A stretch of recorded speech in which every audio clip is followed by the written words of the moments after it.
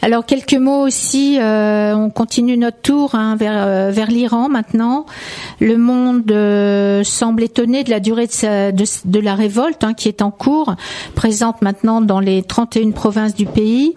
Et puis surtout, on craint aujourd'hui plusieurs condamnations à mort de manifestants. Alors effectivement, alors sur la durée est le reflet de la profondeur de la crise, n'est-ce pas? Précédemment, en 2019, il y avait eu aussi des émeutes liées à une décision de l'augmentation du prix de l'essence. Il y a eu, d'après l'agence d'information Reuters, 1500 morts, n'est-ce pas, dans la répression. Mais bon, les choses se sont calmées parce que la demande populaire était ciblée sur un point particulier et économique.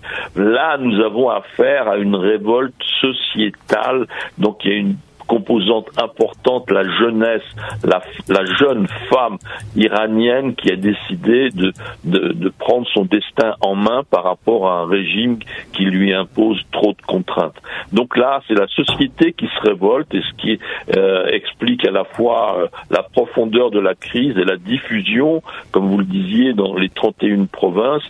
Et donc, comme elle est profonde, cette crise, eh bien, elle va durer et elle peut s'étendre si les agents économiques, les travailleurs du pétrole, si les commerçants des bazars, eh bien, se mettent en grève, et s'il y a effectivement des affrontements, cette fois-ci fusil à la main, entre les manifestants et les forces de répression.